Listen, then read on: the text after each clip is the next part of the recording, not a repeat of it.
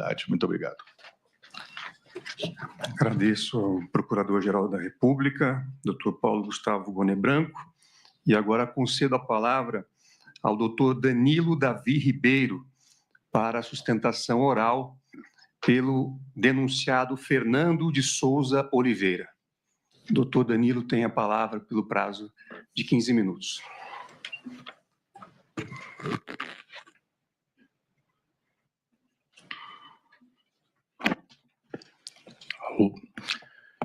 Excelentíssimo senhor presidente, ministro Zanin, excelentíssimo senhor ministro relator Alexandre de Moraes, excelentíssima senhora ministra Carmen Lúcia, excelentíssimo senhor ministro Luiz Fux, excelentíssimo senhor ministro Flávio Dino.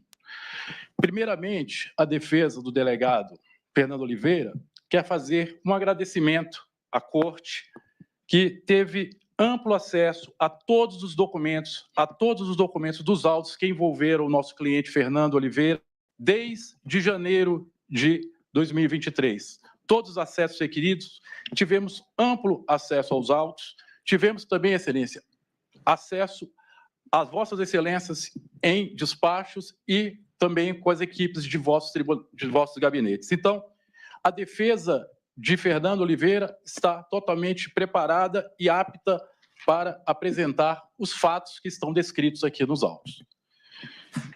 Fernando Oliveira foi denunciado, né, por todos esses crimes aí já descritos pelo excelentíssimo senhor Procurador-Geral da República, em razão principais razões por dois fatos específicos. A primeira alegação é que ele teria agido juntamente com o co-denunciado Silvanei na interferência das eleições de 2022, né, por meio da Polícia Rodoviária Federal.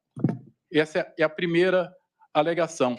E a defesa de Fernando, excelência, durante todos esses 2 anos, veio se debatendo, né, nos autos dos inquéritos, né, nos autos das PETs, defendendo em relação a esse fato, né? Em momento algum, Fernando Oliveira foi denunciado por qualquer envolvimento com os atos de 8 de janeiro.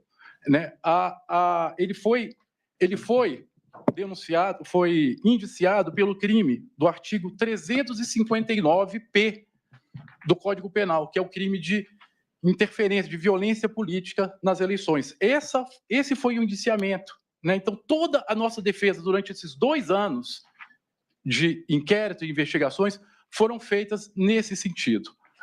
A defesa se sentiu surpreendida com a denúncia em relação a fatos envolvendo 8 de janeiro, porque ele foi denunciado, como bem explicou o Procurador-Geral da República, que ele teria agido com omissão, né, como secretário substituto nos atos de 8 de janeiro. Então, vamos focar, né, nosso pouco tempo de explanação nesses 2 fatos. Né? Vamos iniciar, então, com algumas considerações finais, explicando quem é Fernando Oliveira, quem é o delegado Fernando Oliveira, porque muita coisa foi falada na imprensa, muita coisa foi dita, e essa é a primeira oportunidade que vamos ter para falar nesse sentido. Fernando Oliveira é delegado da Polícia Federal há 20 anos, né? Sempre atuou em regiões delicadas do Brasil, atuou na Amazônia, atuou nas fronteiras e estava lotado há um bom tempo na Delegacia Regional da Polícia Federal, na cidade de Santo Ângelo, interior do Rio Grande do Sul. Fernando se notabilizou, né, e se especializou no combate ao crime organizado, tráfico de drogas, roubos de carga e todas essas questões inerentes à tríplice fronteira, né, uma fronteira sabidamente muito problemática para a Polícia Federal. Fernando Oliveira não possui filiação partidária, nunca possuiu filiação partidária, nem sequer é sindicato, nada, nunca se envolveu. Fernando, voltando, é um advogado de ação, né? Fernando não tem rede social, né? Talvez seja a única pessoa desse processo que não tem uma rede social.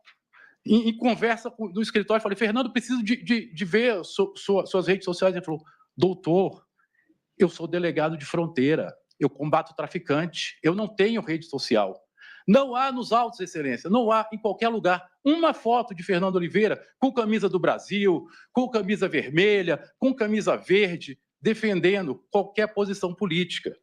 Fernando sempre zelou pela discrição. Fernando Oliveira foi o único dos denunciados que, no primeiro dia, compareceu espontaneamente à delegacia da Polícia Federal, superintendência aqui em Brasília, e entregou seu celular, sem apagar uma mensagem sequer, sem apagar uma foto. Delegado que quis contribuir, sim, para a investigação. Apenas para ilustrar essa questão, a análise do telefone celular de Fernando Oliveira, realizado pela Procuradoria-Geral da República, juntada aos autos das folhas 293, é claro dizer, não foi identificado nenhum questionamento no celular de Fernando, nenhum questionamento sobre a regularidade das urnas eletrônicas ou sobre o sistema eleitoral, nenhum questionamento sobre decisões judiciais emanadas do Supremo Tribunal Federal ou juízo de valor dos ilustres ministros, nenhuma menção à palavra golpe de Estado, intervenção militar ou afins. Esse, excelência, é o perfil do delegado Fernando, perfil técnico, sem aspirações políticas e, de forma alguma, ele se coaduna com os atos de barbaridade que ocorreram no dia 8 de janeiro. Seguindo, é importante também definir o porquê que Fernando saiu da sua delegacia, lá do interior do Rio Grande do Sul, para vir a Brasília. No ano de 2020, na gestão do então ministro André Mendonça, Fernando Oliveira assumiu um cargo de terceiro escalão na diretoria de operações do Ministério da Justiça. Um cargo de terceiro escalão, excelência. Ele não tinha contato com o ministro, né?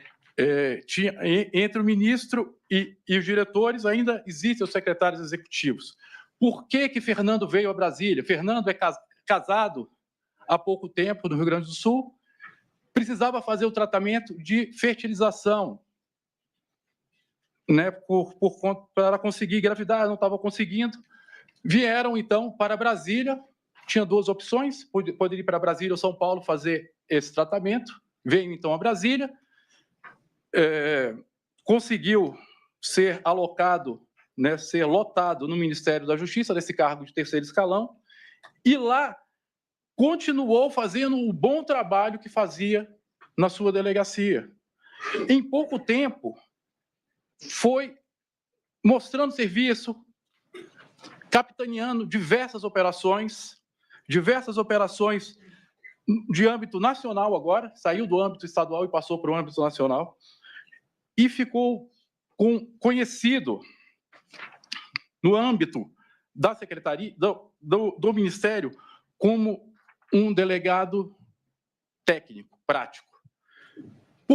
Com a sucessão dos ministros, saiu o ministro André Mendonça e entrou o ministro Anderson Torres, ele continuou seguindo o seu cargo, continuou no cargo de diretor. Com o fim das eleições, né, no final de 2022, apareceu o único contato telefônico entre o ministro Anderson Torres e o acusado Fernando Oliveira. Qual foi esse contato? É o único que está descrito, né, em todos os contatos. Anderson Torres, em razão do caráter técnico e operacional de Fernando Oliveira, o contactou e o convidou para ser o 02 da Segurança Pública aqui no Distrito Federal. Observe, excelência, que não havia qualquer relação de amizade ou convívio social entre Fernando e Anderson Torres. Ele foi convidado por quê? Anderson Torres, sabidamente, teria pretensões políticas, ele precisava fazer política, estava num cargo político e precisava de um bom servidor para ser o seu 02 na secretaria. São coisas da vida, né? Fernando já estava com tudo embalado, pronto para voltar para Santo Ângelo, e esse aceite o colocou no olho do furacão. né? Se ele não tivesse aceitado, se ele pudesse voltar no tempo e falar: obrigado, ministro, mas vou voltar para o Rio Grande do Sul, minhas filhas já nasceram, o tratamento já deu certo, não tenho mais nada que fazer aqui em Brasília. Mas ele aceitou. Assumiu a secretaria, o cargo de o 02 da secretaria, na quarta-feira antes dos fatos. Quarta-feira, no dia 4 de janeiro. Trabalhou quarta, quinta e sexta assessorando o secretário, então, o secretário Anderson, nas reuniões. Conhecendo ainda o trabalho, a reunião mais importante até sexta-feira foi a apresentação do PAI, que é o Plano de Ação Integrada, que já estava devidamente aprovado, obviamente, já estávamos aí às vésperas do evento. Ao final dessa reunião, no final do dia, Anderson Torres esclareceu: estou saindo de férias. Então, a partir de agora, você vai ter que assumir as questões relativas à segurança pública aqui durante os próximos dias. No dia 7 de janeiro, no sábado, aos 12h30, o Anderson passou a se reportar, tanto ao secretário Anderson, como ao governador do estado. Então, 12h30, ele passou a mensagem informando, abre aspas, as primeiras providências já foram tomadas por precaução baseadas na inteligência. Fechamos a esplanada. Às 14 horas, Fernando se reuniu na sede da secretaria com a Polícia Federal, representando o Ministério da Justiça, com forças da PM-DF, para fazer o alinhamento do uso da Força Nacional no dia dos fatos, no dia 8. Essa foi a reunião mais importante, tendo ele à frente da secretaria. Estavam representando o Ministério da Justiça, o diretor-geral da Polícia, e, após essa reunião, foi disponibilizada a Força Nacional para o Distrito Federal, para ser usada, né? O então ministro da Justiça, excelentíssimo ministro Flávio Dino, deixou à disposição a Força Nacional, né? Ótimos. Então, essa reunião, no sábado, dia 7, só de ter participado dessa reunião e ter conseguido esse ajuste com os representantes do Ministério da Justiça, já mostra que não houve omissão nenhuma. Que omissão é essa de quem busca a Força Nacional? Mas, pasmem, excelências, depois da chegada do ofício 048 de 23 do Ministério da Justiça, quando foi encaminhado para a polícia, para a PM-DF, no dia 7/1, foi assim que se manifestou o comando da Polícia Militar do Distrito Federal. Em mensagem de áudio enviada ao coronel Marcelo Casimiro Vasconcelos, às 21h38, Flávio Alencar afirmou que eu não vou permitir a atuação da Força Nacional nas esplanadas dos ministérios. Viu? Eu não vou autorizar. Ora, excelência, qual a razão de uma decisão tão inusitada por parte da PM-DF? Por volta das 20 horas do sábado, dia 7 de janeiro, o Fernando volta a cobrar a Coronel Cíntia sobre informações do envio desse ofício 048, a PMC, eles haviam recebido de fato, e foi confirmado pelo Coronel Casimiro, que exatamente a PM-DF recebeu, como já está até no processo envolvendo os militares, já está mais que comprovado que eles receberam. Então, não houve omissão de Fernando, né, no comando da secretaria. Última diligência realizada no sábado foi às 23h30, excelências, quase meia-noite do sábado. Que omissão é essa? O senhor Fernando cobra a PM sobre o andamento da operação e recebe resposta do coronel Casimiro. Estamos atentos, aspas, estamos atentos nas ruas. PM, DF em condições, todos bem autorizados, todos bem orientados. O alto comando da PM tomou todas as providências. À meia-noite ele foi dormir. E 5h50 da manhã do domingo, dia 8 de janeiro, já consta no seu celular mensagem para a Coronel Cíntia. cobrando. Às 5h56 da manhã, o coronel Cíntia falou, mensagem tratando com o Fernando. A PM empregará um efetivo de 600 policiais militares. Temos ainda efetivo do DETRAN, Corpo de Bombeiros, DR, DF Legal. Coronel Cíntia, às 6h04 da manhã. Doutor, o efetivo a ser empregado pela PMDF está maior do que costumamos a empregar. 7h28 da manhã.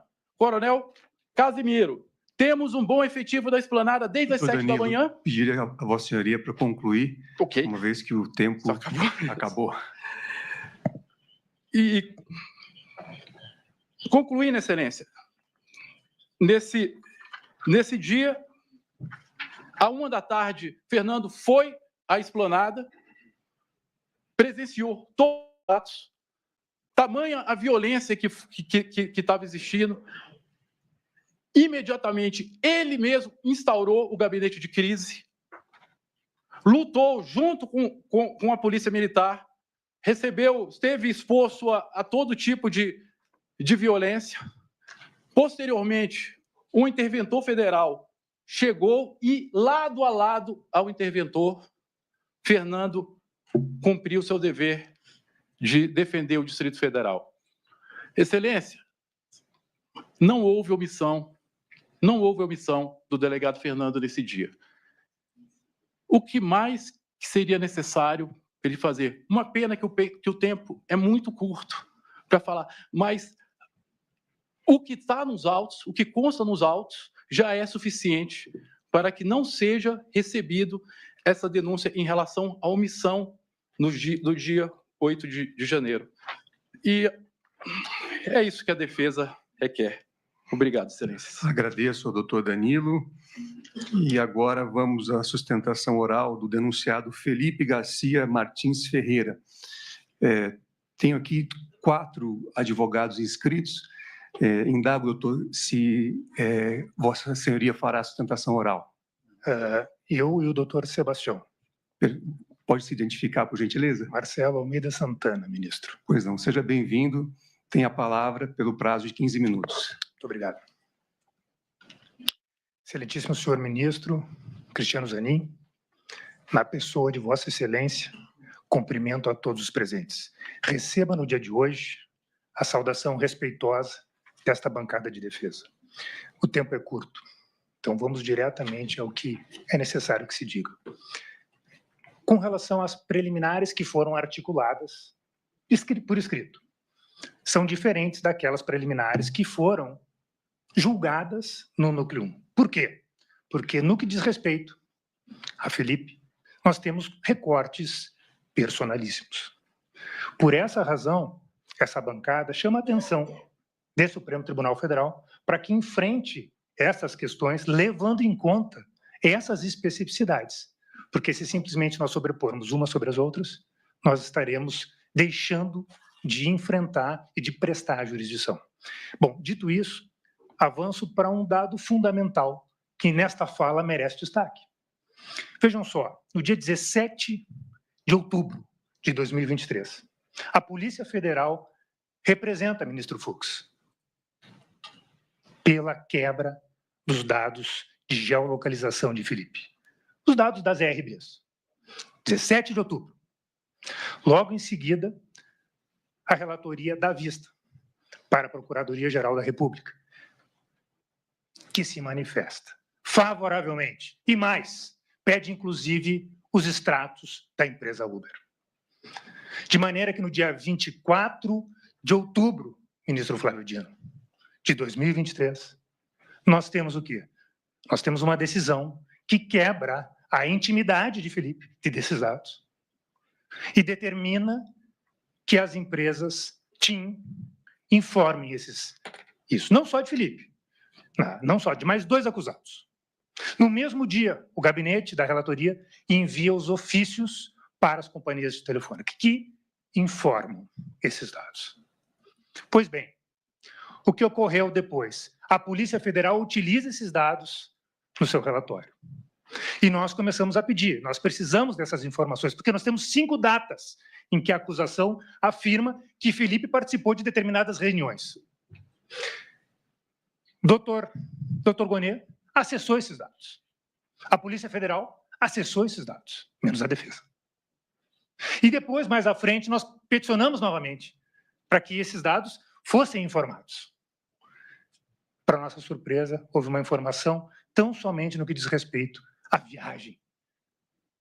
A suposta viagem que manteve a prisão preventiva, que nós hoje sabemos e que hoje mantém Felipe sob medidas cautelares extremamente gravosas. Ainda que se diga que a acusação utilizou as provas e que as provas utilizadas na denúncia foram expostas aos acusados, esse momento de interregno processual, que nós temos, se nós fizermos a comparação com a doutrina italiana, nós temos um momento de interregno processual. Essa prova que a acusação sabe, que a acusação leu e que não falou uma vírgula no que diz respeito a Felipe na denúncia. Nós queremos acessar essa prova. A PET 12.100 não tem. A 11.767 também não tem. Então, com a máxima vênia e com toda a humildade do mundo, esse advogado pede a essa corte que esclareça essa bancada de defesa. Porque essa prova nós queremos enfrentar neste momento, ministro Fux. Nesse momento, ministro Arudino. Porque essa prova faz a contraprova dessas 5 datas de reuniões que Felipe nunca participou. Este é o ponto central do dia de hoje. Nós temos que conhecer esses autos. Nós temos que conhecer isso. Nós temos que corrigir. O processo é um instrumento idôneo. O processo é um instrumento idôneo de reconstrução de um fato histórico. Nós precisamos disso. E é por essa razão que nós dissemos e reafirmamos a quebra do compromisso de legalidade do Ministério Público. Porque se pediu e acessou, e pediu do Uber também, essas provas têm que ser compartilhadas. Os americanos tratam isso de maneira muito clara. Disclosure. Como é que nós não vamos observar isso neste processo? Necessariamente, nós temos 2 opções. Ou se rejeita a denúncia, invertendo esta carga probatória em razão da ausência do Ministério Público ter se desincumbido do seu ônus processual. Ou nós vamos admitir que esse processo não está apto para julgamento e vamos corrigir isso. E eu peço vênia para que vossas excelências ouçam um pouco mais desta bancada de defesa pelas palavras de meu colega, do Dr. Sebastião. Muito obrigado. Bom dia, senhor ministro. Sebastião Coelho da Silva, OAB 2552. Nas pessoas do eminente ministro Zanin, da ministra Carmen Lúcia, eu saúdo a todos os presentes com a paz do nosso Senhor e Salvador Jesus Cristo. Senhor presidente, eu começo trazendo para essa corte 2 premissas. A primeira é que Felipe Martins, ele não ia ao Palácio da Alvorada. Felipe Martins trabalhava no Palácio da Alvorada. Todos sabemos que ele era assessor internacional do presidente da República, trabalhando no Palácio do Planalto, mas que a partir de 30 de outubro de 2022, o presidente passou a despachar no Palácio da Alvorada, e lá era o local de trabalho de Felipe Martins. Portanto, as suas idas ao Palácio da Alvorada não podem causar perplexidade para absolutamente ninguém. A segunda premissa é com relação aos documentos juntados pela douta Procuradoria da República. Um referente ao que foi encontrado na casa do ministro Âncio Torres, que o senhor advogado já bem esclareceu aqui, que era um documento público de muito antes das eleições, ministra Carmen, e que lá tem 3 digitais, do próprio Âncio Torres, do policial federal e do seu advogado. Então, Felipe Martins não tem qualquer relação com aquele documento. O segundo é o documento encontrado com o tenente-coronel Mauro Cid, encaminhado dele para outro telefone dele mesmo, onde ele coloca 3 datas, telefone, 3 datas importantes, utilizada pela Procuradoria da República. O colega falou de 5 datas, mas aqui na denúncia o que tem de relevante são 3 datas. Dia 6, dia 18 de novembro, dia 6 de dezembro e dia 7 de dezembro. E nessa reunião do 7 de dezembro é a reunião que aparece o nosso herói da vez, que é o senhor general Freire Gomes. Eu estou aqui com o depoimento integral do general Freire Gomes, que ele diz o seguinte, que estavam presentes o depoente, o então ministro da Defesa, general Paulo Sérgio, o então comandante da Marinha, Garnier, e possivelmente, o então assessor para assuntos internacionais, Felipe Martins, que na reunião o assessor leu os considerandos, que seriam os fundamentos jurídicos da referida minuta de decreto. Prossegue o delegado. Neste momento, foi apresentado ao declarante, ao general, o documento indicado no material apreendido em poder do investigado Mauro Cid, que decretava no final o estado de sítio e ato contínuo a operação da lei e da ordem, e transcreve integralmente aquele documento tido, senhor ministro Fux, como a minuta de golpe. Pois bem, após transcrever todo o depoimento, o delegado volta. Indagado e apresentado neste momento ao depoente, que foi apresentado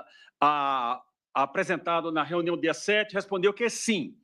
Na referida reunião, possivelmente, Felipe Martins leu o referido documento, o referido conteúdo aos presentes e depois se retirou do local, ficando apenas os militares, o então ministro da Defesa e o então presidente da República, Jair Messias Bolsonaro.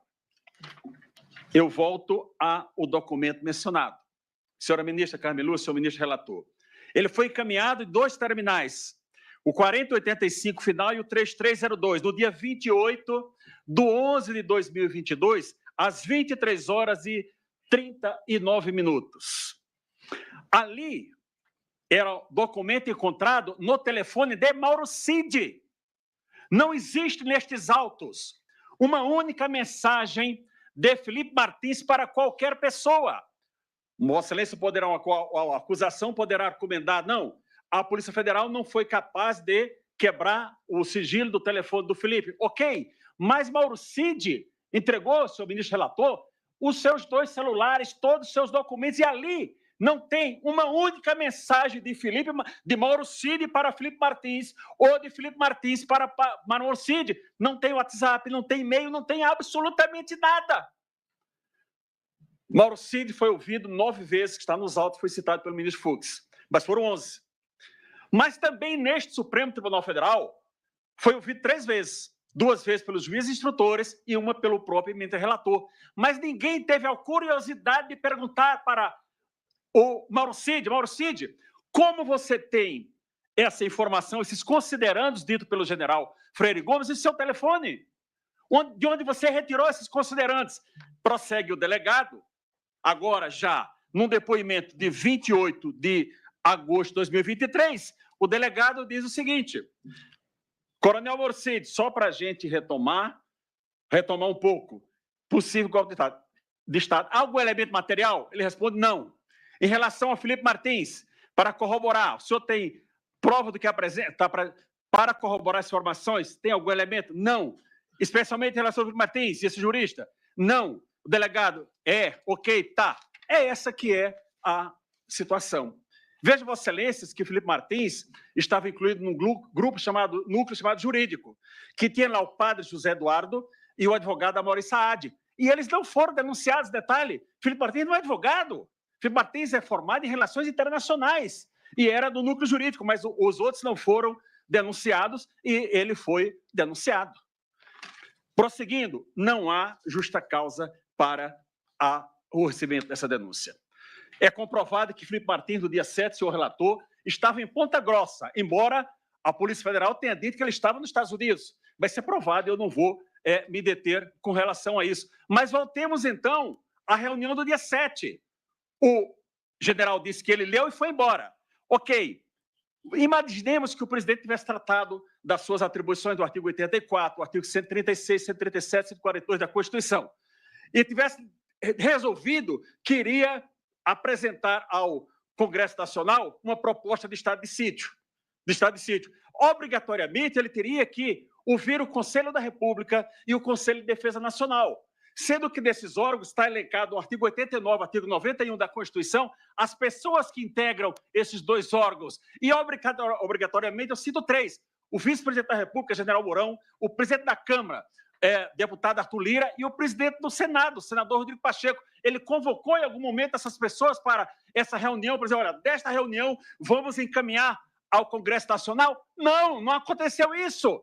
E eu trago um fato histórico para os senhores, eu tenho um documento, mas não vou apresentar. Em 4 de outubro de 1963, o presidente João Goulart encaminhou uma mensagem ao Congresso Nacional pedindo estado de sítio. Nas conversas, o Congresso disse não. Ele retirou no dia 7. O presidente João Goulart foi acusado algum momento de tentativa de golpe? Não, não foi. Senhores ministros, esse processo não há justa causa para receber a denúncia de Felipe Martins. Felipe Martins é um garoto brilhante, que aos 31 anos de idade exercia o cargo de assessor internacional do presidente da República, o mesmo cargo que hoje é exercido pelo senhor ministro Celso Amorim, que de 82 anos já foi ministro de 2 pastas, exerce hoje o mesmo cargo que Felipe Martins exerceu, dada a sua capacidade, dado o seu grande conhecimento. Eu quero, para finalizando, senhor presidente, deixar minhas homenagens aqui a todos os acusados, especialmente ao presidente Bolsonaro, a quem eu oro por sua saúde, ao general Braga Neto e ao doutor Anderson Torres. Em caso de recebimento da denúncia, eu rogo a excelência que essas cautelares sejam afastadas. Não há necessidade. Felipe Martins ele não pode trabalhar, ele anda com a tornozeleira eletrônica por um fato que ele não cometeu, uma prisão que ele foi colocado sem que ele tivesse dado qualquer causa, um fato que não é verdadeiro. Então, não tem razão dele estar com essas medidas cautelares. Digo mais a Vossa Excelências que as guerras não importam como elas começam, senhor Procurador-Geral da República, mas existe um momento que a guerra tem que parar. Melhor que seja num processo de paz, porque se não houver um processo de paz, ou teremos vencidos e vencedores e ninguém é vencido nem vencedor. Eu peço o afastamento das cautelares, caso seja recebida essa denúncia. E para finalizar, senhor presidente, estou dentro do tempo ainda, mas se passar um tiquinho, eu peço a tolerância a Vossa Excelência, não é? Mas para finalizar, nós tivemos nesse fim de semana, ministra Carmen, a celebração da Páscoa.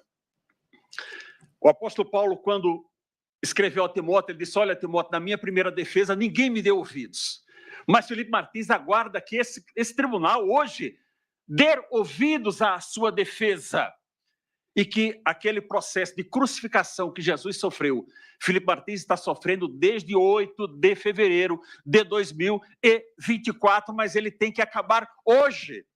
Vossa Excelência tem o poder para fazer isso. Eu peço, senhores ministros, a rejeição da denúncia. Felipe Martins só está nesse processo por um único fato de ser o assessor internacional do presidente Bolsonaro. Não tem qualquer relação. Imagine se ele tivesse feito a leitura desse documento, qual seria o problema? Eu poderia tratar aqui de outros artigos, mas consegui ficar dentro do tempo e agradeço a tolerância, Vossa Excelência, senhor ministro, nos 30 segundos que eu passei. Bom dia a todos. Presidente, eu queria fazer uma pergunta ao eminente advogado. Pois não, ministro Flávio Dino. Doutor Sebastião, o senhor falou no dia 7 Sim. que o acusado estaria em Ponta Grossa, é isso? Dia 8. Não. Ele estaria em Ponta Grossa do 8 de janeiro. À noite do 8 de janeiro. Tá. Ele está denunciado também pelos fatos. Essa dúvida que eu tinha. No dia 7 de dezembro, sim, o senhor afirmou que ele estaria aqui. Do 7 de dezembro, a geolocalização não nos disse, senhor ministro Flávio Dino. Não disse. O senhor não afirmou nada sobre isso? Não afirmei. Okay. A denúncia coloca ele no dia 18, com base numa 18 de novembro, com base numa entrada do dia 19. Então, isso aqui está na denúncia. Olha, no dia 19, ele ingressou no Palácio do Planalto. Portanto, ele esteve na reunião do dia 18, que seria aquela reunião preparatória, não é? Com base nessa afirmação. Já que Vossa Excelência me dirigiu a palavra, eu aproveito para dizer que tenho saudade dos tempos que nós éramos dirigentes associativos. Vossa Excelência, da tínhamos cabelos pretos há 25 anos atrás. Obrigado, doutor Sebastião. Obrigado. Agora, concedo a palavra ao doutor Luiz Eduardo de Almeida Santos Kuntz, que falará pelo denunciado Marcelo Costa Câmara. A senhoria tem a palavra, pelo prazo de 15 minutos. Muito obrigado, presidente. Bom dia a todos. Excelentíssimo doutor Paulo Gonet, prazer revê-lo. Ministro Fux, ministro Dino, ministra Carmen Lúcia, excelentíssimo senhor relator, Cristiano de Moraes. Deixarei de reiterar aqui, como já colocado no relatório, muito obrigado, bom dia. Como já colocado no relatório, já tivemos uma sessão passada, os argumentos estão bem postos. Tomo a liberdade apenas de endossando o que foi dito da última sessão também, ministro presidente. Não há como falar que os fatos não foram graves do 8 de janeiro. O ministro Carmen Lúcia bem destacou isso na última sessão, elogiando, inclusive, as defesas. Espero, ao final, também merecer certa elogio de reconhecer isso. Mas o que eu preciso destacar é que a individualização data máxima vênia não foi feita, especialmente nesse caso aqui do coronel Marcelo Câmara. Não se discutem os fatos. Os fatos existiram 8 de janeiro, foi televisionado na última sessão, inclusive, aqui desse plenário. Mas os agentes aqui, os investigados, ora denunciados, participaram disso ativamente? Como, quando, de que forma, como prevê o artigo 41? Vossa Excelência bem sabe, presidente, quanto foi cara a defesa disso em outras batalhas. Mas eu venho aqui destacar duas das preliminares, antes de entrar no mérito da individualização e de desmistificar quem é o coronel Marcelo Câmara. Uma delas, ministro Fux, é muito importante perceber que da última sessão para essa, um fato relevante aconteceu nessa corte. No conhecido caso das vacinas, o ministro Paulo Gonet recomendou e o ministro relator Alexandre de Moraes deferiu o arquivamento do feito das vacinas por esse Supremo Tribunal Federal, declinando da competência para investigar os demais, para prosseguir frente aos demais, ministro Dino.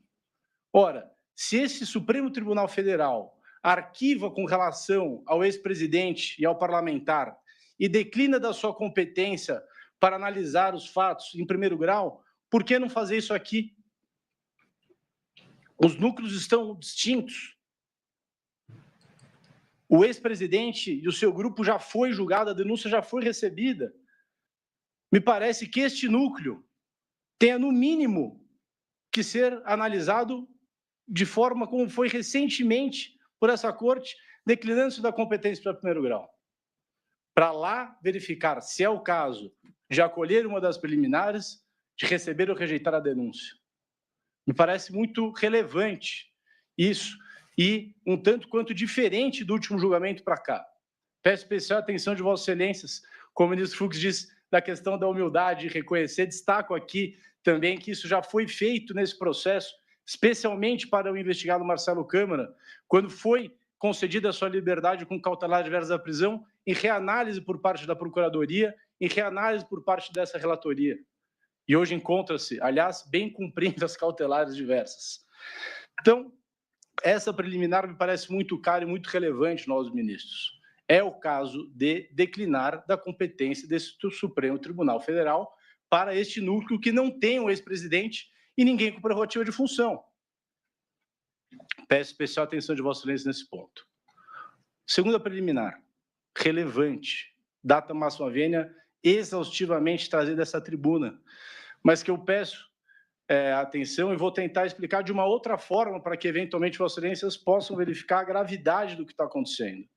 Eu vim pessoalmente retirar cópias deste processo inúmeras vezes. Diversas são as certidões que constarão dos autos. Agora, eu nunca consegui acesso ao original. Então, existem as apreensões e esses documentos estão aqui. É feita uma cópia desse documento. A cópia desse documento é feita uma cópia para a defesa. Existe uma distância significativa entre o que a defesa tem e o que foi apreendido. Eu não estou dizendo que existe quebra da cadeia de custódia, ainda, mas é preciso que se tenha acesso para que se garanta que a cadeia de custódia foi analisada. E aí, um ponto relevante.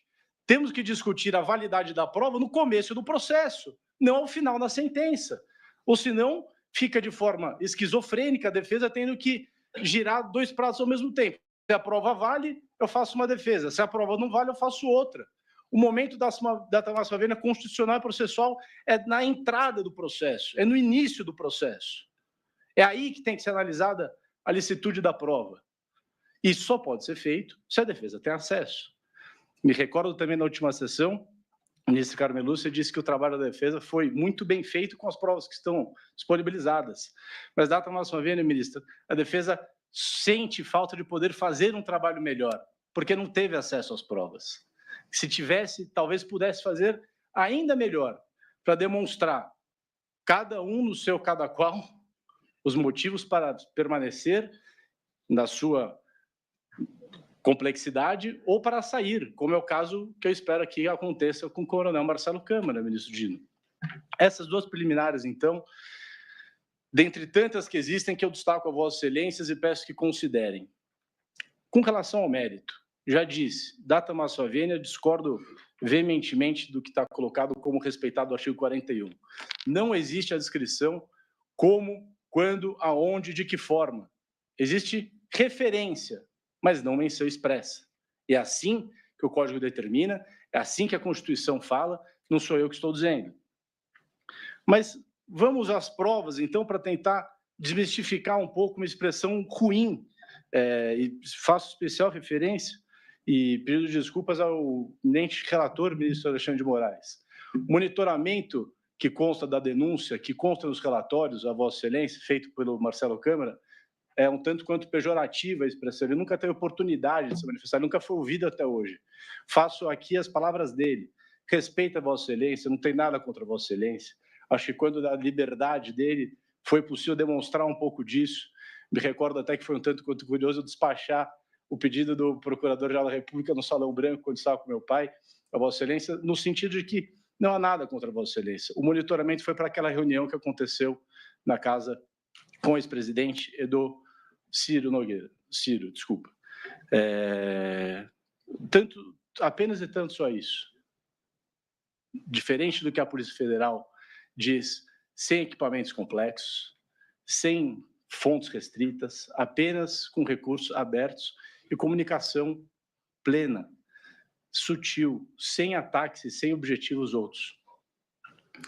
Punhal verde e amarelo, general Mário Fernandes, existe uma referência de que eles estavam juntos nisso, foi dito hoje, inclusive, em destaque pelo ministro Paulo Gonet.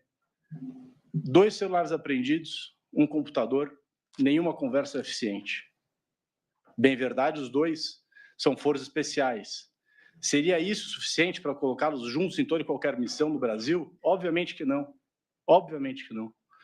Marcelo Câmara, um militar experimentado, passando por diversas unidades, sempre muito elogiado, pai de 2 filhos, casado há 34 anos com a mesma esposa. Não tem nada contra essa corte, não tem nada contra nenhum dos ministros aqui. Nunca tentou contra a democracia ou contra o Estado Democrático de Direito, em que pese conste essa expressão de um monitoramento, que peço a Vossa Excelência reconsiderem e entendam como um controle de agendas, apenas e tão somente isso, nada mais que isso. Importante que se diga também que o coronel Marcelo Câmara atuava, muito embora tivesse um nome pomposo de assessor especial, quase que num segundo escalão de governo, durante o governo. Quando o coronel Cid sai da função de ajudante de ordens, na transição do presidente para ex-presidente Bolsonaro, ele assume, então, a função do coronel Cid. Passa a ser ele, então, responsável por coisas importantes, como o acervo presidencial, e é por isso que está no caso das joias ou dos presentes. Tem uma relação de intervenção no caso das vacinas, por isso que está lá, inclusive, mas deixa um segundo escalão, passa para um primeiro escalão, diretamente num pós-governo, onde os funcionários são muito mais restritos, eram 8, de uma base inteira de funcionários para trabalhar no Planalto e na Esplanada. No Brasil, ficam 8, como diz a lei, para ajudar um ex-presidente. E ele assume essa função. E passa a ser um verdadeiro bombeiro de incêndios criados durante o governo. É ele que vai lá e consta da delação do Mauro Cid e determina que o Mauro Cid desfaça o caso das vacinas e rasgue o cartão de vacinas, conforme consta da delação. É ele que percebe que o acervo presidencial tem presentes faltando e manda o Cid ir lá resolver o que tinha acontecido. Ele age como um bombeiro, ele contribui para as coisas, ele não vai em desfavor do Brasil ou do governo. Ele age para resolver e manter a legalidade das coisas. Nesse sentido, sem gastar todo o meu tempo e deixando para os colegas usarem eventualmente os meus 5 minutos a mais aqui, presidente, caso de necessidade, que eu reitero o objeto dessa sustentação oral, dos 3 pontos colocados. O primeiro deles, a exemplo do que aconteceu no caso das vacinas, considerando que esse núcleo não tem ninguém com prerrogativa de foro, que nem seja analisada a rejeição, seja imediatamente declinada a competência para que o primeiro grau analise. O segundo ponto, as diligências de acesso aos autos, seja convertido eventualmente esse julgamento em diligências, para que essa defesa possa ter acesso aos originais, não a cópia da cópia. E dessa forma exerça a ampla defesa, não fique de forma alguma arranhada o devido processo legal. E, por fim, caso isso não seja acolhido, que a rejeição impere, que seja, então, afastada por falta de individualização da conduta e, consequentemente, a falta de justa causa no presente caso. Meu muito obrigado, um bom dia e abençoado a todos. Agradeço, doutor Luiz Eduardo. Agora concedo a palavra ao doutor Eugênio José Guilherme de Aragão, que falará pela denunciada Marília Ferreira de Alencar. Seja bem-vindo, doutor Eugênio. Colhendo a turma, excelentíssimo senhor presidente, ministro Cristiano Zanin, excelentíssimo senhor ministro relator Alexandre de Moraes, excelentíssimo senhora ministra Carmen Lúcia, excelentíssimo senhor ministro Luiz Fux e excelentíssimo senhor ministro Flávio Dino. Confesso que não é sem desconforto que estou aqui na tribuna neste feito. Mas o faço com a consciência tranquila, porque conheço Marília de Alencar há quase 30 anos. Marília de Alencar foi assessora do querido colega, já falecido, subprocurador-geral da República, Carlos Eduardo Vasconcelos, durante 8 anos. Foi 4 anos analista judiciária no Superior Tribunal de Justiça, onde atuou na presidência. E foi depois, e é delegada de polícia há 18 anos. Nunca houve uma mácula no seu currículo, uma pessoa absolutamente correta profissionalmente e nunca, na minha frente, nunca expressou qualquer tipo de preferência política. Sei que o fez com outras pessoas, mas ter preferência política não é crime. O que é crime é o que se faz com sua preferência política. E nisso daí que eu gostaria, então, de ir para o pormenor. A doutora Marília Alencar está sendo acusada dentro da epígrafe trama conspiratória armada e executada contra as instituições democráticas. É um crime assaz grave, gravíssimo. Poderíamos dizer que seria autotraição em outras épocas. É um crime, talvez, mais grave que, tradicionalmente, as legislações penais contemplam. E não vou tirar destes eventos que ocorreram, tanto durante a eleição, quando fui advogado do presidente Lula, como também no 8 de janeiro, não vou tirar essa gravidade deles, não. São profundamente graves e esta corte tem sido um exemplo para a nossa democracia, tem sido realmente uma luz nesses tempos tão difíceis. Eu acho que, como brasileiro, devo agradecer a esta corte pela forma como tem atuado contra aqueles que tentaram golpear a nossa jovem democracia. Mas aqui estou no caso de Marília. Marília é acusada da Lei 12.850, organização criminosa armada, é acusada do artigo 359L e 359M, que são aqueles contra o Estado de Direito e golpe de Estado, é acusada de dano qualificado por violência e grave ameaça contra o patrimônio da União, com considerável prejuízo para a vítima, deterioração do patrimônio tombado, e isso tudo em concurso de agentes, em concurso material. Quais são os fatos? Temos 2 fatos aqui. Um, durante a eleição, teria Marília atuado em conjunto com Silvinei para ajudar a montar as barreiras para que os apoiadores do presidente Lula, do Partido dos Trabalhadores, não pudessem votar. E o segundo fato, ela teria sido omissa no dia 8 de janeiro em reportar, informar, assessorar, articular a reação àqueles gravíssimos atos de ataque às instituições do Estado Democrático de Direito. Não há, nessa denúncia, nenhuma especificidade de qual foi a sua conduta. Apenas disse que ela teria elaborado um BI, que é Business Information, um boletim de informação, que teria sido usado por Silvinei. Ocorre que o próprio relatório policial, quando sobrepõe os lugares onde Silvinei montou as suas barreiras e os pontos que foram apontados como de risco no BI de doutora Marília, não há coincidência. O BI de doutora Marília não visava a impedir voto.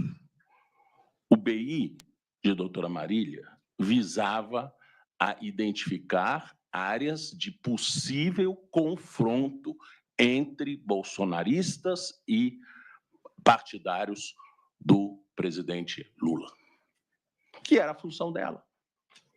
Dentro da secretaria em que ela trabalhava, dentro do Ministério da Justiça, como diretora de inteligência.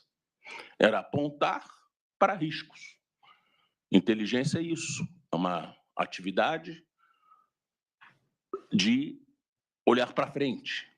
O que pode acontecer, diferentemente de investigação, que é uma olhada para trás do que aconteceu. Na inteligência, busca-se saber quais são as probabilidades de ter um risco à ordem pública. Foi o que ela precisamente fez. Ela preparou esse BI. Devo dizer, no entanto, que a defesa, apesar de ter instado várias vezes o senhor ministro relator para tanto, não teve acesso à mídia deste BI, a mídia concreta, ou seja, o pendrive. Não teve acesso também a outras mídias, como os dados extraídos do celular de Fernando Oliveira, as mídias dos depoimentos de todos os PRFs, assim como a mídia do Clebson Ferreira de Paula Vieira, que, aliás, esse policial militar, Clebson, que, aliás, nunca participava em reunião, porque ele era de escalão bem mais baixo, é dele que veio a informação de que Marília teria feito este documento para o fim de subsidiar ações no dia da eleição. É dele que veio. Mas nem ele diz que Marília passou para Silvinei esse BI, até porque ela não passou. Em momento nenhum ela passou. Esse BI era destinado ao ministro da Justiça e não a Silvinei. Aliás, quem já foi ministro da Justiça, né, ministro Flávio Dino, ministro Alexandre, sabe perfeitamente que a Polícia Federal e a Polícia Rodoviária Federal têm uma hostilidade recíproca corporativa enorme. Muito difícil a Polícia Rodoviária pedir a alguém da Polícia Federal algum tipo de auxílio. Porque a Polícia Rodoviária, ao longo dos últimos anos, cresceu de um jeito que passou a incomodar muito a Polícia Federal, fazendo, inclusive, investigações e até mesmo na área de inteligência. Na época que eu era ministro, a Polícia Rodoviária Federal é que funcionava como órgão de inteligência do ministro, porque não havia, na Secretaria de Segurança Pública do Ministério, nenhum órgão parecido. a gente tinha que se valer das informações da Polícia Rodoviária Federal, certamente não a gosto da Polícia Federal. Portanto, uma cooperação entre os dois é extremamente improvável, ainda mais que Marília não conhecia Silvinei, nem Silvinei conhecia Marília. Se viam, de vez em quando, nas reuniões daquele Conselho de Segurança Pública, mas não eram absolutamente amigos, nem eram colegas de se frequentarem. Portanto, não há nenhum liame que ligue Marília a Silvinei. Essa é a questão mais relevante aqui. E realmente nos autos não há esse nexo causal. Não há. Há simplesmente uma suposição de Clebson. Pelo que leu nos jornais, ela realmente estava lá. Ora, no dia 30 de outubro, Marília estava realmente na sede da Polícia Rodoviária Federal, mas não para estar com Silvinei, e sim porque na Polícia Rodoviária Federal, nós sabemos, funciona o Centro de Comando e Controle Nacional, que, aliás, foi estabelecido na época que eu era ministro da Justiça. Foi estabelecido na sede da Polícia Rodoviária Federal, que foi um terreno melhor que se achou para aquela construção. E o Centro de Comando e Controle Nacional funciona para a Secretaria, não funciona para a PRF. Ela só está na PRF.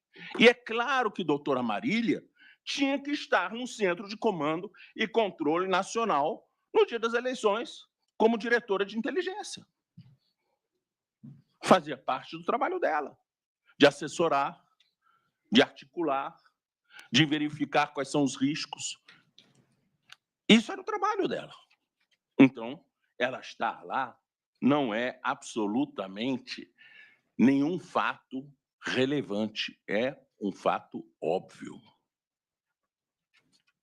Quanto a 8 de janeiro, Marília, assim como o doutor Fernando, tinha acabado de assumir. Assumiu no dia 3. Portanto, tinha 5 dias no cargo. Mas o que consta é que ela tomou todas as providências que estavam ao seu alcance. Determinou a feitura dos relatórios de inteligência, determinou que esse relatório de inteligência fosse distribuído através das pessoas dos escalões inferiores, que ela manteve na secretaria, ela não trocou ninguém, manteve porque não teve nem tempo, manteve todo mundo nos seus cargos. Fez os relatórios, repassou o relatório para quem ela podia repassar, que era para o doutor Fernando. Portanto, o trabalho dela foi feito. Ela estava acompanhando os fatos o tempo todo. Tanto assim excelências, tanto assim que, no final, só para encerrar aqui, no final, no relatório do doutor Ricardo Capelli, interventor federal, disse claramente a respeito do órgão que ela estava dirigindo. A Subsecretaria de Inteligência da Secretaria de Segurança Pública, Agência Central do CIS-PDF, desenvolveu atividades visando a integrar as agências de inteligência das forças de segurança para auxiliar no processo de produção de conhecimento e assessoramento quanto a possíveis manifestações em Brasília.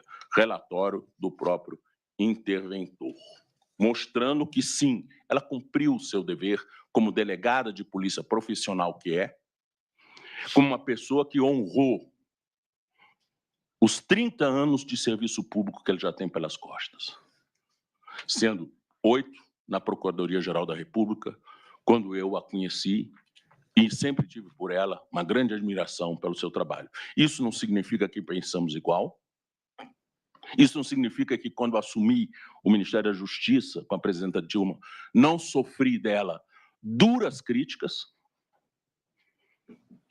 e revidei essas críticas, aliás, em lives que eu fiz. Mas uma coisa é o plano político em que a gente diverge.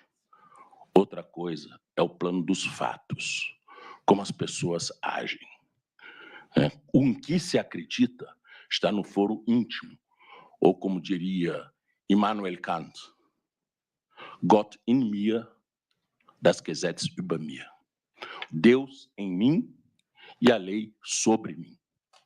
Ou seja, o que ela pensa, em que ela acredita, não me diz respeito, quero saber dos fatos. E aí me convenci da sua inocência e por isso peço, portanto, que a denúncia seja rejeitada. Muito obrigado. Obrigado, doutor Eugênio Aragão. Agora falará o doutor Marcos Vinícius de Camargo Figueiredo, pelo denunciado Mário Fernandes. Doutor Marcos Vinícius tem a palavra, pelo prazo de 15 minutos. Seja bem-vindo. Excelentíssimo senhor presidente desse egrégio Supremo Tribunal Federal, excelentíssimo ministro Luiz Fux, excelentíssimo ministro Flávio Dino, nossa excelentíssima decana, ministra Carmen Lúcia, e por último, com total reverência, excelentíssimo ministro, relator. Subo à tribuna hoje como James Donovan, naquele episódio da Guerra Fria, em que, talvez não com a mesma qualidade, mas aquele advogado é convocado na terra do amigo a defender o maior inimigo, aquele espião russo. Mas, ministra Carmen Lúcia, eu quero, na verdade, o fracasso do sucesso de Jonas, o profeta. Nossos clientes já estão condenados por advogados da mais alta baliza desse país e que eu sempre acompanhei esses 20 anos de atuação. O ápice da advocacia para o advogado é estar aqui, nessa honrosa tribuna, me dirigindo a Vossas Excelências, que já acompanham há mais de 20 anos por intermédio da TV Justiça. Todo o nosso respeito e reverência. Meu cliente não é inimigo da corte. Não é inimigo da corte, ministro relator, excelentíssimo ministro relator. Meu cliente não atentou contra a vida de Vossa Excelência. A denúncia será recebida contra ele. Mas o que nós esperamos é que essa denúncia seja recebida com lastro apenas e exclusivo em elementos de informação. Nada mais do que isso. Eu não tenho tempo para estabelecer um debate dialético. Denúncia não é recebida com base em prova. O que legitima a condenação é a prova. Elemento de informação submetido ao crivo da ampla defesa e do contraditório. Jonas, então, é convocado por Deus para se dirigir à cidade de Nínive e lá informar do castigo divino. Ele tenta se esquivar, mas acaba tendo que cumprir aquela missão de Deus. E cumpre tão bem que os seus moradores e o rei se redimem em jejum e ele cai em desgraça, porque ele não poderia aceitar que contra os seus inimigos Deus conferisse a misericórdia. E aí nasce o adágio. Toda misericórdia aos meus, mas todo rigor de juízo aos inimigos. Eu quero o fracasso de Jonas. Eu quero o fracasso de Jonas. Excelentíssimo ministro, professor de todos nós, estudei na faculdade, Constituição Comentada de Vossa Excelência. Mas superado essa reverência, porque direito tem quem direito anda, mas qual é a ideologia que estabelece quem direito anda ou como direito anda? Saudando o ilustre procurador, me perdoe, não me dirigi a reverência a Vossa Excelência, professor Paulo Gonet, me perdoe, mas sendo feito ainda em tempo. É essa ideologia que buscou a literatura do Jonas, o sucesso do fracasso. É a mesma ideologia que podemos transportar para o processo penal. Porque é impossível que a sentença esteja pronta antes do devido processo legal. Excelentíssimo ministro relator, permita essa defesa que ela possa, com muito respeito, participar do convencimento de Vossa Excelência. São as diretrizes de José Frederico Marques. Ele dizia: não se alcança ampla defesa se não se garantir a quem se defende o poder de também interferir na consciência de quem julga. Sem isso, não existe devido processo legal, muito menos ampla defesa e contraditório. Superada essa questão inicial, sempre de reverência, que é impositiva ao advogado, eu preciso rapidamente solicitar o deferimento da preliminar, ainda que ela tenha sido julgada por intermédio do núcleo 1, tendo em vista aquelas palavras de Vossa Excelência, ministro Luiz Fux. Trata-se de incompetência absoluta, que não morrerá nem fadará no tempo. O que ocorrera dia 11 de março, com o máximo de respeito, foi a modificação de um entendimento de 2 décadas, ministro Flávio Dino, nesta Suprema Corte. 2001, súmula 394. Ela é cancelada. Vem o governo Fernando Henrique e edita a Lei 10.628 de 2002, repristinando o entendimento da súmula. 2005 é revogada por meio de uma ação direta. Portanto, mantendo-se cessada a função, cessado o foro. Em 2018, na ação penal 937, o ministro Barroso não modifica o entendimento, apenas diz: não bastasse a perda da função ou, estando o agente na função, ele então só faria jus à prerrogativa de foro perante essa Suprema Corte, desde que o fato criminoso imputado na denúncia tenha relação com o exercício da função. Portanto, 11 de março, Sua Excelência, o ministro Luiz Fux tem toda a razão. O tema era pacificado. Ele não restou pacificado por intermédio do julgamento do dia 11 de março, com a decisão de Vossa Excelência e as divergências que o acompanharam. Aquela discussão trazida pelo eminente ministro relator, relacionando-se ao artigo 86, parágrafo 1º, inciso 1 da Constituição Federal, dizendo que o presidente não faria jus ao julgamento do plenário, tendo em vista que ele não está no exercício da função, o que retiraria dele aquela prerrogativa constitucional de ter autorização da Câmara para tanto. Desconheço ainda um precedente de que a Suprema Corte tenha julgado um presidente da República no exercício da função. Mas onde existem as mesmas razões, devem incidir os mesmos fundamentos. É uma doutrina proclamada por Champerelman. Então, exercia-se a função, perdeu a função, mas perdida a função, ele é presidente, fixa a competência da Suprema Corte. Agora, porque ele não tem a prerrogativa trazida no artigo 86, sempre com o máximo de respeito, excelentíssimo ministro, porque ele não tem essa prerrogativa de ser julgado, então, pelo Pleno, logo se retira a competência daquele órgão jurisdicional.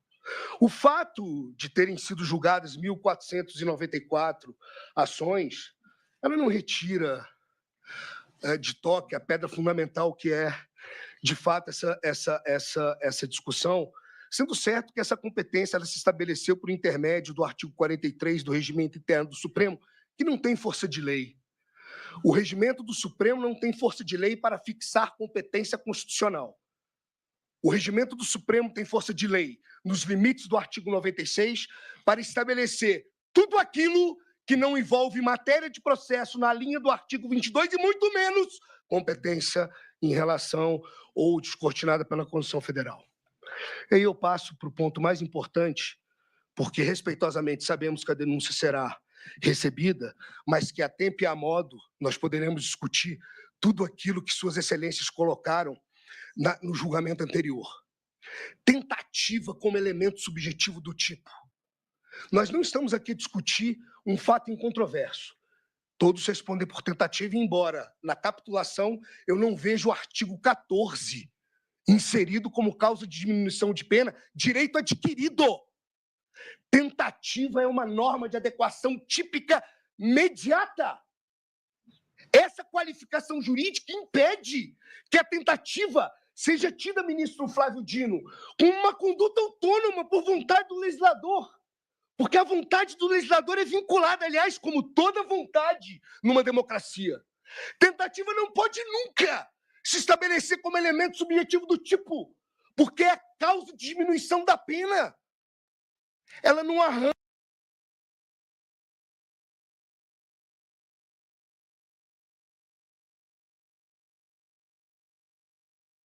a Constituição, como disse Sua Excelência. Esse juízo de tipicidade política.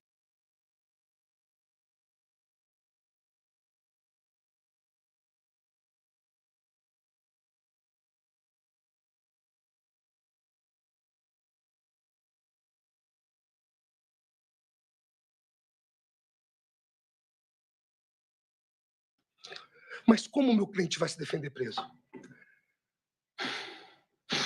Ele foi submetido a uma medida cautelar em 8 de fevereiro de 2024. E junto com a medida cautelar, Sua Excelência impôs uma série de medidas cautelares diversas.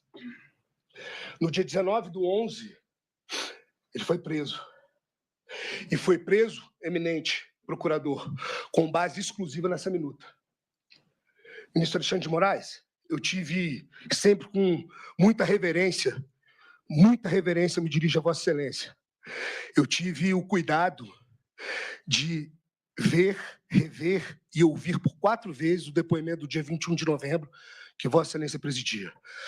Com relação à validade e eficácia desse negócio jurídico personalíssimo, discutiremos também a tempo e a modo. Mas eu quero dizer a Vossa Excelência que é fato incontroverso, é dever de lealdade deste advogado. Eu não tenho tempo de passar na tela o que diga a Vossas Excelências, mas é dever de lealdade desse advogado, de respeito e reverência a essa Suprema Corte, dizer a Vossa Excelência, ministra Carmen Lúcia, fato incontroverso. Essa minuta não foi apresentada a quem quer que seja. E a repercussão material, jurídica, penal desta conclusão, ela será discutida no devido processo legal. Fato incontroverso. Fato incontroverso, ministro presidente. No dia 19, o colaborador é ouvido e diz, nunca tomei conhecimento. No dia 21, nos trechos que cabe destacar no vídeo 1, 12 minutos e 18 a 12 minutos e 25, vídeo 1, 17 minutos e 10 segundos, mais 17:40, no vídeo 3, 26 minutos e 51 segundos. E nenhum desses trechos se relaciona ao meu cliente que honrosamente represento e que não é inimigo dessa corte, nem de Sua Excelência o ministro relator, o punhal, a minuta do punhal teria sido apresentada a quem quer que seja. O ministro Teori Zavascki, ele dizia que inquestionável ainda que a prisão cautelar não pode nem deve ser utilizada pelo poder público como instrumento de punição antecipada, tal como respeitosamente está sendo aplicada ao meu constituinte. Por fim, devo reverência ainda ao princípio da isonomia, que deve também reger no âmbito das medidas cautelares, e não havendo, conforme já dito, atos concretos específicos que comprovem a intenção de furtar-se a aplicação da lei penal ou que indica risco à ordem pública. É de se garantir a liberdade tal qual garantida aos outros envolvidos nesse caso concreto. Apenas um reparo respeitoso à fala do excelentíssimo procurador, professor Paulo Gonet. A defesa jamais pediu que fosse franqueada, nunca pediu que fosse franqueada ao meu cliente acesso a computador ou qualquer outro meio eletrônico, excelentíssimo relator. O que a defesa pediu é que se permita ela entrar com o computador, porque são milhares e milhares de folhas, professor Paulo Gonet, impossibilitando que a defesa as imprima, impossibilitando que a defesa possa, num universo extenso de horas e horas de mídia, debater esse processo, razão pela qual não se permite aí a paridade de armas e nem que ele exerça ampla defesa naquele plano colocado por José Frederico Marques. A liberdade, ainda que domiciliar, é medida que se impõe, porque entre o interregno de tempo, ministro Fux, de 8 de fevereiro, quando aplicadas as medidas cautelares diversas da prisão, e a prisão por um fato exclusivo e baseado nessa minuta, que não foi entregue a quem quer que seja. Eu não posso aqui dizer da impressão, o debate agora não é dialético, seria covardia com a defesa trazer esses elementos, sempre com o máximo de respeito ao ministro relator. Ah, tem a impressão. Tudo bem, tem uma impressão. E quem disse que essa impressão foi entregue a quem quer que seja? A metodologia da polícia era herb. Era ligação, era mensagem. A minuta do Copa 22 foi impressa. A suposta minuta do 142 também foi impressa. E a mídia entendia que a minuta do punhal verde-amarelo também tinha sido encontrada impressa, quando na verdade não foi. E nós desmistificamos isso. Permita, ministro, excelentíssimo ministro relator, com toda a nossa reverência, permita-nos poder invadir com todo respeito, o seu nível de consciência. Permita-nos exercer ampla defesa do contraditório. Todo o nosso respeito e reverência, ministro. Os elementos com relação ao cerceamento de defesa, e já para finalizar, nós estamos apresentando um laudo pericial que vai demonstrar, ministro Flávio Dino, que nós ainda não temos a cadeia de custódia, mas eu não estou discutindo isso aqui agora. O juiz é sumaríssimo. Quero defender meu cliente no devido processo legal, mas eu preciso dessa cadeia de custódia, porque, embora já seja fato incontroverso que essa minuta não foi o desafio, com muito respeito, trazer nas 877 páginas do relatório e nas 270 da denúncia um ponto de conexão. O elemento de informação, o paradigma, já para finalizar, excelentíssimo presidente, o paradigma para o exercício de defesa, ou melhor dizendo, o ponto de referência para o exercício de defesa, não é a acusação. Não é a acusação que define.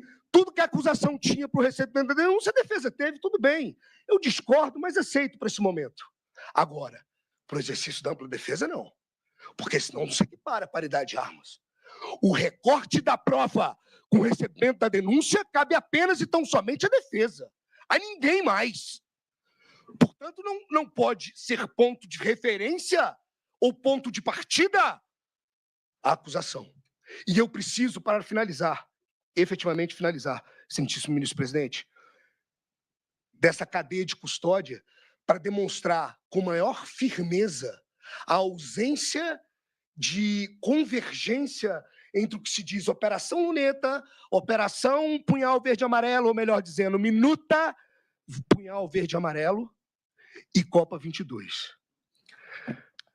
Perdoe pelo excesso do tempo. Como disse a vossas excelências, não critiquei a advocacia de alto escola porque tenho tentado me esforçar para um dia, talvez, quem saiba, essas minhas limitações permitirem integrá-la também, mas pedi a vossas excelências que permitam a defesa invadir a esfera de consciência de vossas excelências. Não se convençam antes da hora. É tudo que se suplica dessa honrosa tribuna.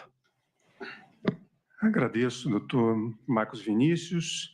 E agora concedo a palavra ao doutor Eduardo Pedro Nostrani Simão, que falará em nome do denunciado Silvinei Vasques. Seja bem-vindo, doutor Eduardo. Senhor ministro presidente, só uma correção, na verdade, Anderson Rodrigues de Almeida, advogado, é quem fará a sustentação oral em nome do denunciado. Pois não. Excelentíssimo senhor ministro presidente, excelentíssimo senhor ministro relator, excelentíssimos senhores ministros, excelentíssimo procurador-geral da República. Senhores ministros, gostaria de iniciar minha sustentação oral afirmando que a PRF é uma das instituições, se não a mais, antiga da União, a instituição federal com maior capilaridade e a instituição que mais se destacou e mais se modernizou nos últimos 30 anos. É uma instituição de Estado, nunca vinculada a um governo, seja de qualquer ordem partidária.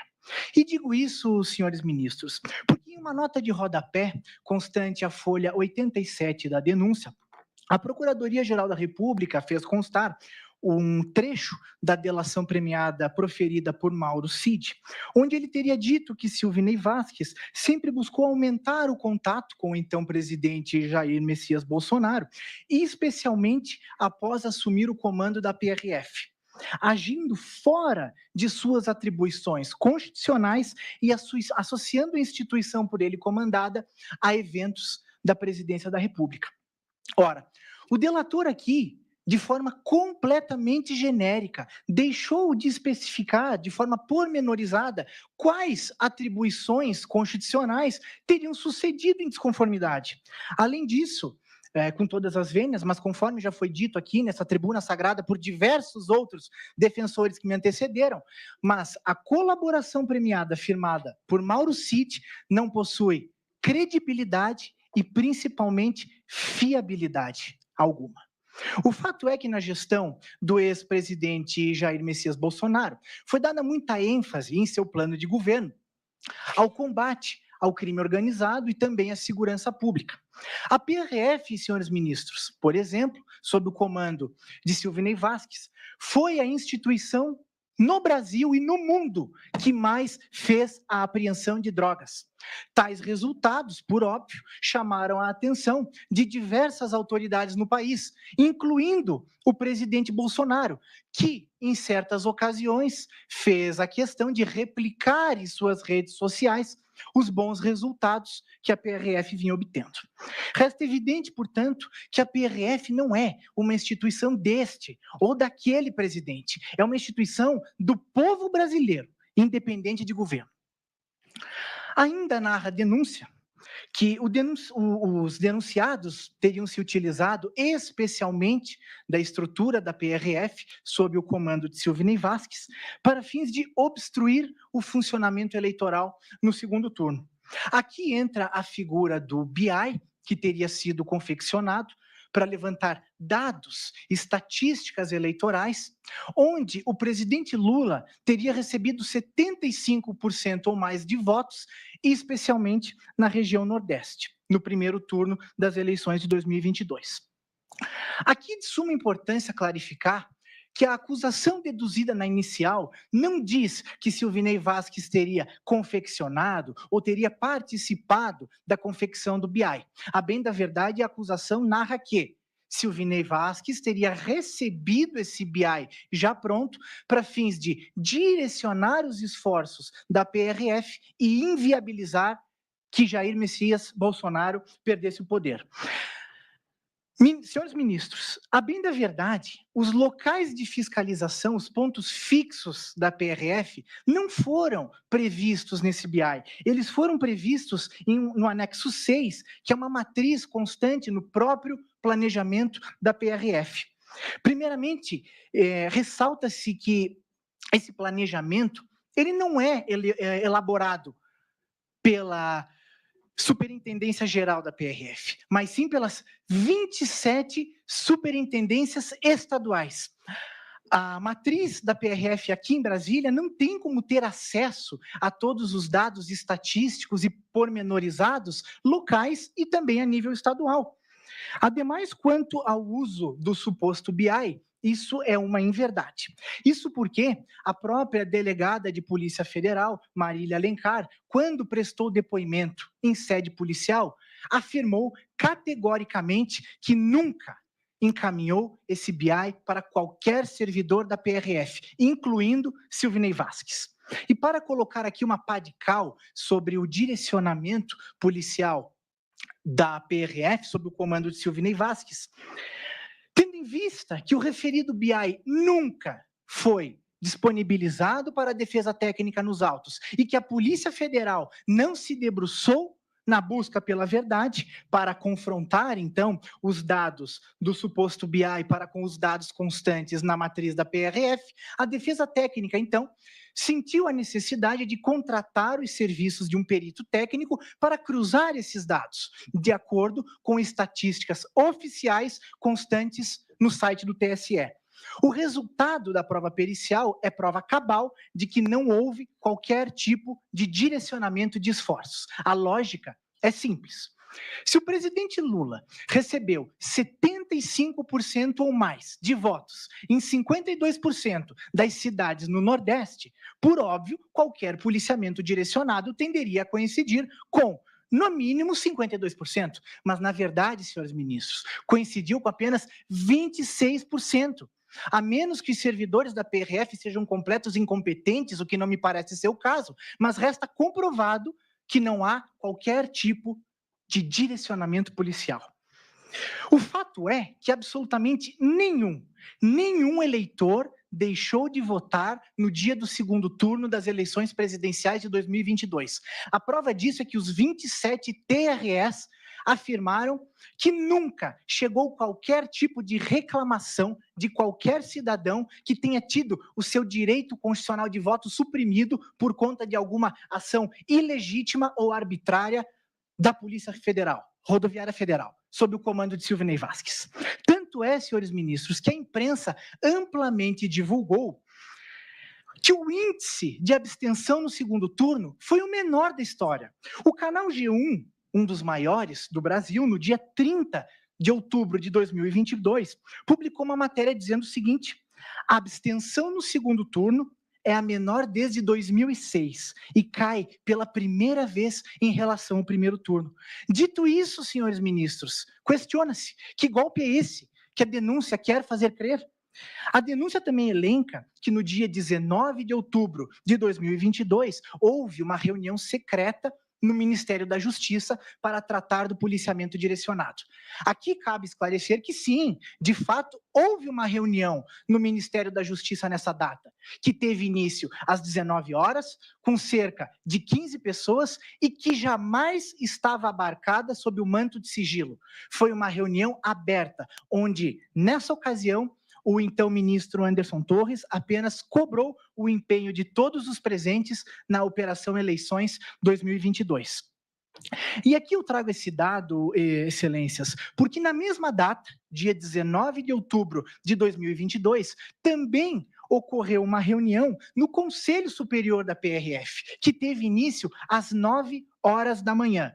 Logo, se a reunião no Conselho Superior da PRF ocorreu às 9 horas da manhã, e a reunião no Ministério da Justiça teve início às 19 horas da noite, resta impossível que Silvinei Vasquez tenha repassado qualquer ordem ilegal para os seus policiais, até mesmo porque não existem meios científicos de se retroagir no tempo, ou pelo menos essa defesa desconhece.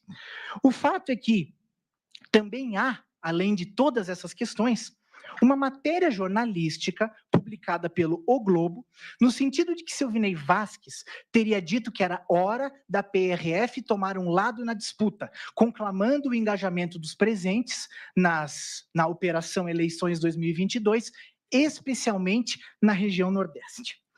Sobre esse fato, excelências, foram colhidos os depoimentos de 47 PRFs, onde apenas 3 PRFs afirmaram que ouviram Silvinei Vasquez afirmar que era hora da PRF tomar um lado. Contudo, 44 depoentes afirmaram categoricamente que não se recordam ou não ouviram Silvinei Vasquez dizer que era hora da PRF tomar um lado na disputa. Contudo, em que pese 44 depoentes divergirem de apenas 3, o fato é que, em momento algum, a investigação delineada pela Polícia Federal buscou a verdade.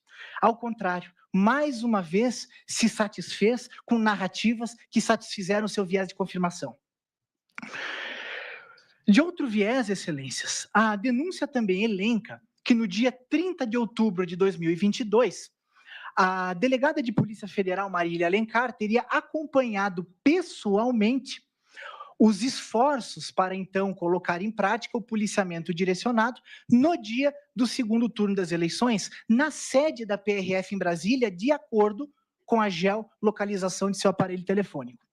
Com as devidas vênias, mas o analista que confeccionou esse relatório induziu Vossa Excelência, Procurador-Geral, a erro, até porque, como bem salientou o defensor que me antecedeu, é de conhecimento público de Vossas Excelências e de todos aqui presentes, ou pelo menos espera-se, que no bloco onde fica localizada a sede da PRF em Brasília, também fica localizado o Centro Integrado do Ministério da Justiça, onde Marília Alencar lá esteve no dia do segundo turno das eleições, exercendo as suas atribuições legais, assim como dezenas de outros servidores do Ministério da Justiça.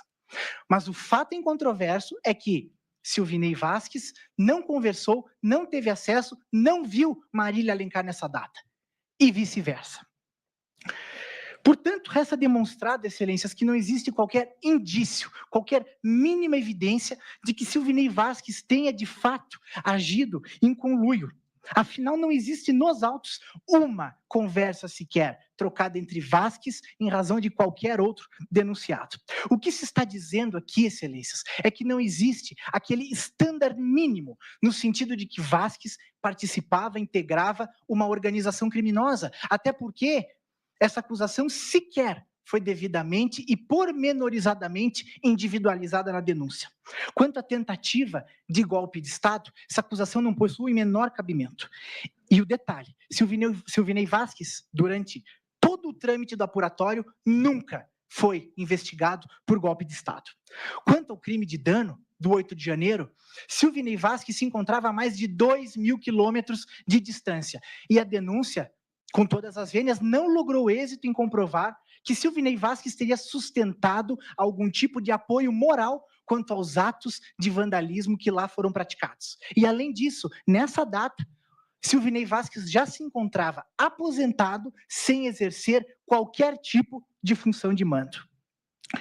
E para finalizar, excelências, é de suma importância pontuar e também relembrar que Silvinei Vasquez se mostrou solícito durante todo o trâmite do inquérito. Inclusive, prestou um longo depoimento, talvez o maior de todos, no bojo da CPMI do 8 de janeiro, esclarecendo a todos os fatos que lhe foram perguntados. E mesmo assim, foi o único investigado que permaneceu 1 ano preso, longe de sua família, com base em um decreto prisional que não havia necessidade. No cárcere, Silvinei Vasquez passou por todas as humilhações que um policial não poderia sofrer. Viveu e permanece vivendo à base de remédios, de consultas médicas, por conta de questões de saúde que, inclusive, tiveram origem dentro do cárcere. E mesmo diante de todas essas humilhações, Silvinei Vasquez ainda conseguiu, com êxito e maestria, ser aprovado no exame de ordem dos advogados do Brasil. E aqui, excelência, sem mais tomar o vosso tempo, eu gostaria de encerrar essa peroração afirmando que o fato é que Silvinei Vasquez foi perseguido pela Polícia Federal diante do sabido histórico de brigas institucionais que existe entre Polícia Rodoviária Federal e Polícia Federal. Com isso, a defesa encerra seus apontamentos e, sem mais delongas, requer-se, então, a rejeição da denúncia nos exatos termos da resposta prévia apresentada a vossas excelências. Muito obrigado. Presidente. Pois não, ministra Carmen. Vossa Excelência, senhores ministros, do Ministério Público, senhores advogados, principalmente, eu gostaria de fazer uma pergunta ao advogado, se Vossa Excelência me permite, o relator também. Pois não, ministra Carmen.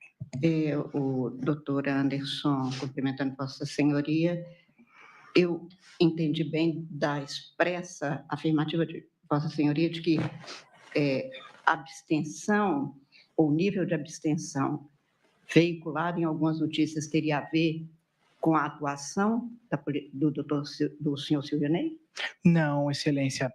A abstenção, ela diz respeito a um dado estatístico de que... Não tem nada a ver com a atuação de quem quer que seja, certo? Sim. Em cada eleição, se tem a avaliação a partir de dados estatísticos do Tribunal Superior Eleitoral, do número de votantes que comparecem em cada sessão eleitoral deste país, em cada zona eleitoral. Não tem nada a ver. E a segunda questão que eu gosto... Então, apenas afastar qualquer interpretação de que o maior ou menor índice de abstenção no outro lugar tem a ver com essa circunstância que poderia, sim, ter sido impedido ou aumentado por uma atuação. Agora, tomar-se no todo, imaginar-se que isso aqui leva a uma desconfiguração do que foi alegado, o que se está alegando aqui, houve tentativa de impedimento e busca de impedimento de eleitores.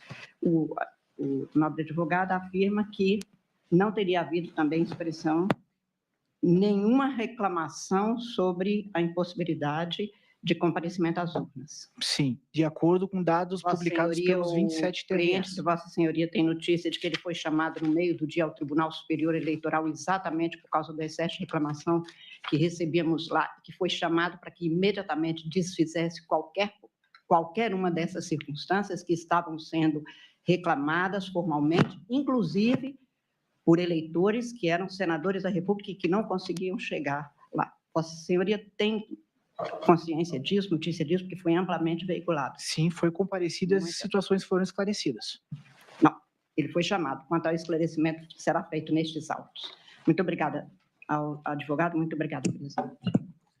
Obrigado, ministra Carmen. Eu agora devolvo a palavra ao eminente relator, ministro Alexandre de Moraes, que irá proferir o seu voto, primeiramente